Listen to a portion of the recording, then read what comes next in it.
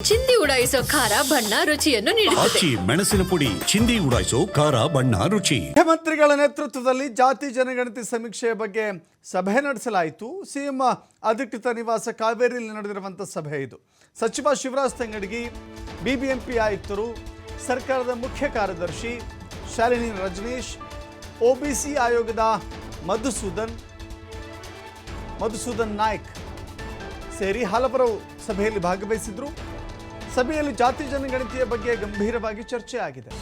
ಹೊಸದಾಗಿ ಎಲ್ಲ ಜಾತಿಗಳ ಸಮೀಕ್ಷೆಗೆ ಮುಂದಾಗಬೇಕು ಎನ್ನುವ ಚರ್ಚೆ ಆಗಿದೆ.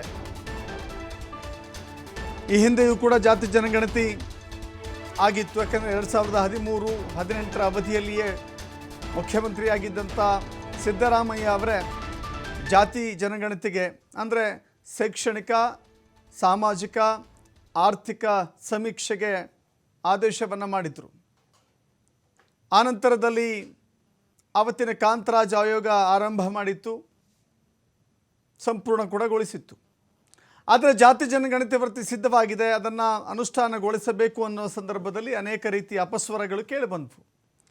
ಇದೇ ಯಥಾವತ್ತಾಗಿ ಸ್ವೀಕರಿಸಬೇಕಾ ಅಂಥೇಳಿ. ಯಾಕಂತ ಹೇಳಿದ್ರೆ ಅನೇಕ ಸಮುದಾಯಗಳ ಮುಖಂಡರು ನೇರವಾಗಿ ಹೇಳಿದ್ರು, ಇದು ಅವೈಜ್ಞಾನಿಕವಾಗಿ ನಡೆದಿರುವಂಥ ಸಮೀಕ್ಷೆ,